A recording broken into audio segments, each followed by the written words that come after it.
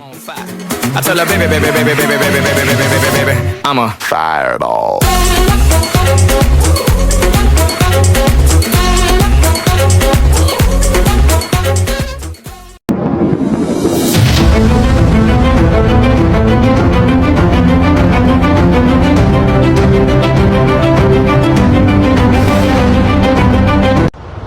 Assalamualaikum warahmatullahi wabarakatuh. Halo teman-teman semua, kami dari kelompok 1 yang akan membahas tentang konflik Rusia dan Ukraina di mata internasional.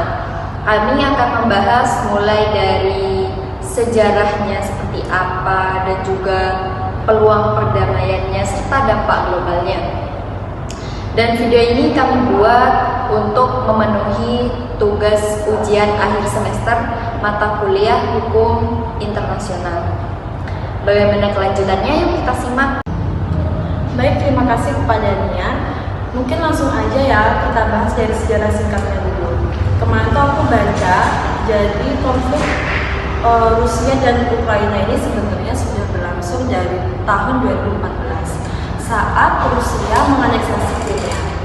Nah, setelah itu muncul tuh konflik bersenjata di Donbas. Donbas ini di Ukraina Timur, di mana konflik ini itu didukung oleh Rusia. Nah, puncaknya ini pada tanggal 24 Februari 2022, Rusia ini meluncurkan invasi skala penuh ke Ukraina dengan alasan demilitarisasi dan denazifikasi. Betul sih, konflik ini bukan cuma sekedar perebutan wilayah, tetapi juga pertarungan sejarah, identitas, dan pengaruh global. Menurut buku Konflik Rusia-Ukraina yang ditinjau dari berbagai perspektif yang saya baca kemarin itu, invasi ini menandai kembalinya realisme politik dalam hubungan internasional, yang dimana keamanan nasional dan kekuatan militer yang menjadi fokus utama bagi negara-negara besar. Pada 24 Februari 2022, Rusia meluncurkan serangan besar-besaran ke Ukraina. Rusia meluncurkan serangan rudal ke beberapa kota, dan Kiev yang merupakan ibu kota negara ini menjadi salah satu target utama. Menariknya, dalam konflik ini melibatkan banyak aktor internasional seperti NATO dan Uni Eropa yang berusaha menavigasi kondisi atau situasi yang sangat kompleks ini. NATO ini memang tidak terlibat langsung, tapi NATO ini memberikan dukungan besar ke Ukraina dengan memberikan sanksi ekonomi dan diplomasi kepada Rusia seperti itu. Kemudian Rusia juga memulai invasi darat skala besar dari berbagai arah.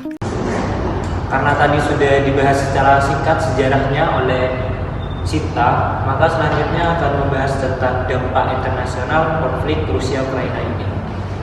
Dampak konflik ini luar biasa besar, baik secara politik, ekonomi, maupun kemanusiaan. Di bidang politik sendiri, invasi Rusia ini justru mempercepat integrasi Ukraina dengan Barat. Negara Eropa Timur seperti Polandia dan negara Baltik memperkuat kerjasamanya dengan NATO.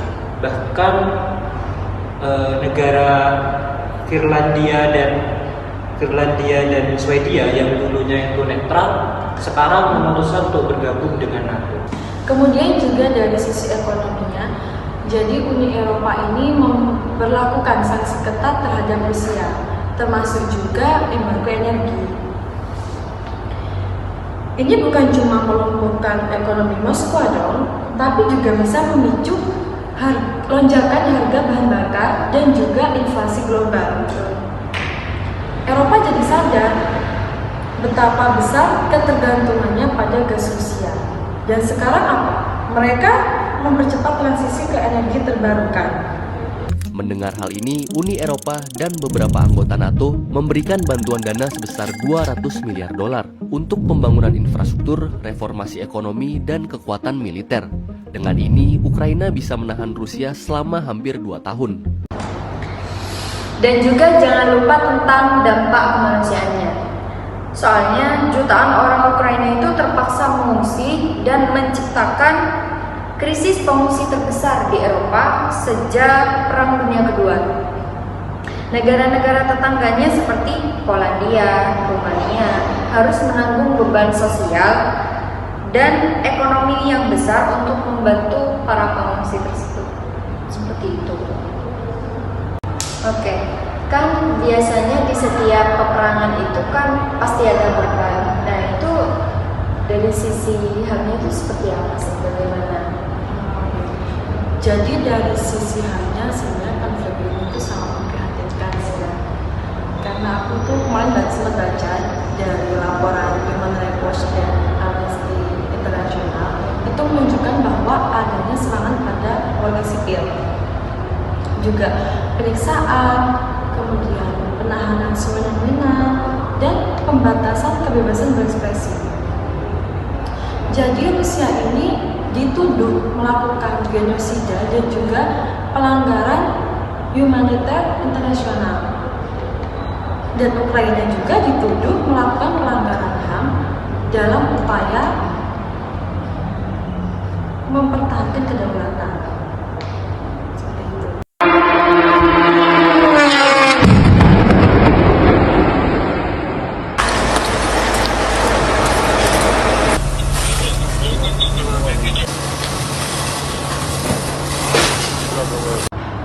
Nah, karena itu sih penegakan hukum internasional dan perlindungan HAM masih menjadi tantangan besar di konflik ini. Menurut jurnal Warnayama yang saya baca kemarin itu, penyelesaian konflik ini harus melalui pendekatan secara komprehensif, penegakan hukum, perlindungan HAM, dan dialog diplomatik yang berkelanjutan. Jadi tidak cukup hanya dengan tekanan militer atau sanksi ekonomi saja.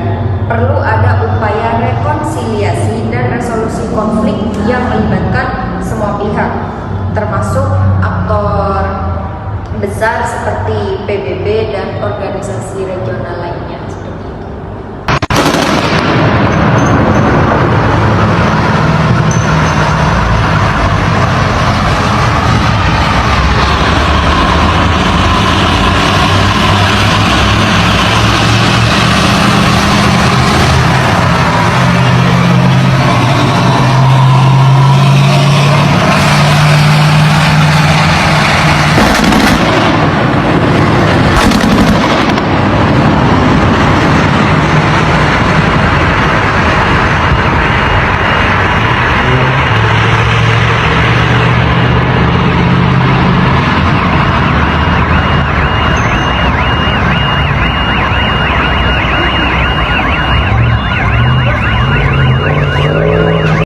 Jadi setelah terjadi perang yang memprihatinkan seperti tadi, sampai warga negaranya itu ngungsi-ngungsi kayak gitu, banyak korban juga. Apakah itu masih ada peluang perdamaian antara Rusia dan Ukraina? Kalau menurut artikel yang saya baca kemarin itu di kompas.id, masa depan konflik Rusia-Ukraina ini masih jauh dari kata selesai. Kedua belah pihak ini masih sama-sama yakin melanjutkan perang. Ukraina sendiri masih percaya diri terhadap bantuan dari Barat dan keberhasilan operasi militernya. Dan Rusia sendiri sudah membangun ekonomi perang yang tangguh. Berarti masih sama-sama kekeh satu sama lain gitu ya? Iya, masih bisa dibilang ya, egonya masih sama-sama tinggi gitu. Juga sebenarnya upaya perdamaian itu memang terus dilakukan, tetapi selalu menemui jalan buntu. Karena Ukraina sendiri itu ingin wilayah yang direbut Rusia itu dikembalikan lagi. Sedangkan Rusia ingin jaminan agar Ukraina ini tidak masuk NATO. Jadi ketika kedua syarat itu tidak bisa terpenuhi, otomatis damai belum bisa tercapai dong. Iya kan sih? Susah ya untuk mencapai kesepakatan itu. Iya benar sekali. Iya, tapi sebenarnya sudah ada langkah kecil ke arah sana, ke arah perdamaian. Setelah saya baca-baca itu artikel yang terbaru itu, Rusia itu pernah menghentikan serangannya kepada Ukraina selama 30 hari. Itu sebagai apa ya? Sebagai bentuk itikat baik Rusia. Tetapi juga Rusia itu masih ngotot minta Ukraina itu berarti dapat bantuan militer dari Barat. Sedangkan Ukraina sendiri itu masih terus mendapat bantuan dari Barat. Jadi ya sampai sekarang pun kata damai itu masih belum. Ya, jadi yang paling realistis sekarang ini ya adalah memastikan konflik ini intinya terbatas gitu, tidak meluas kemana-mana. Dan negara-negara Eropa ini harus terus mencari inisiatif perdamaian. Meski tantangannya sangat besar ya, seperti tadi yang selalu tidak mencapai kesepakatan satu sama lain seperti itu. Dan juga konflik ini sekaligus jadi pengingat betapa rapuhnya stabilitas keamanan internasional di abad ke-12. Ukraina bahkan berhasil mengambil beberapa wilayah yang sebelumnya dikuasai oleh Rusia. Jadi dari obrolan kita sudah pasti jelas bahwa konflik Rusia-Ukraina ini bukan soal dua negara, tetapi sudah jadi isu global yang mempengaruhi banyak aspek kehidupan internasional.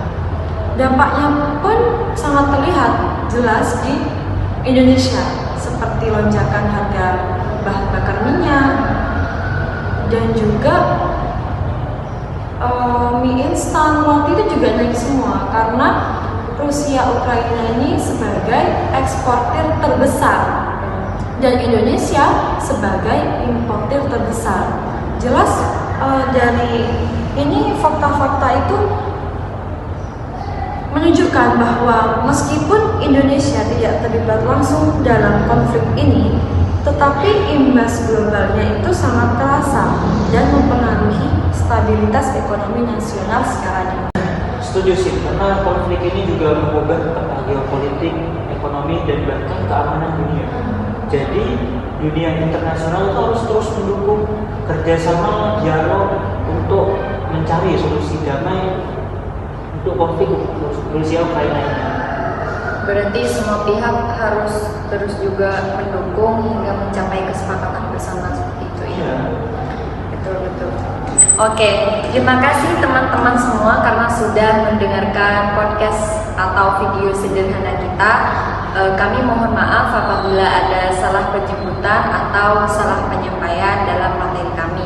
Sekian dari kami. Wassalamualaikum warahmatullahi wabarakatuh.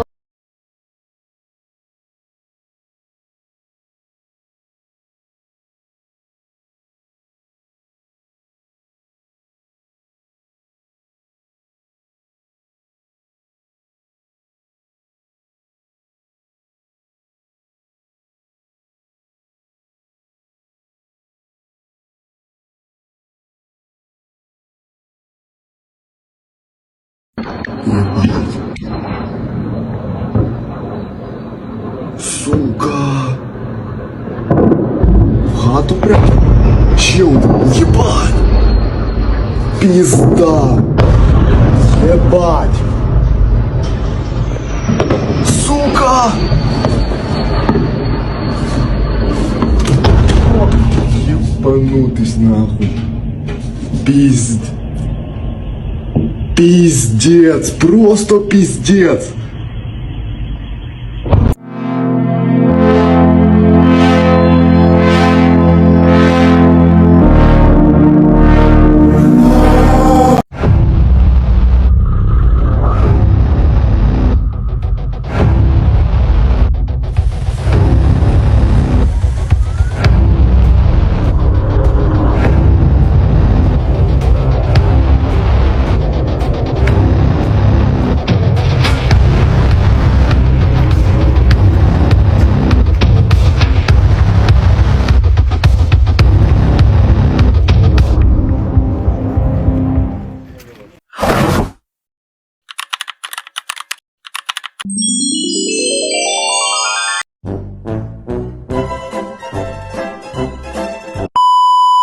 Kita hari ini mau tag video.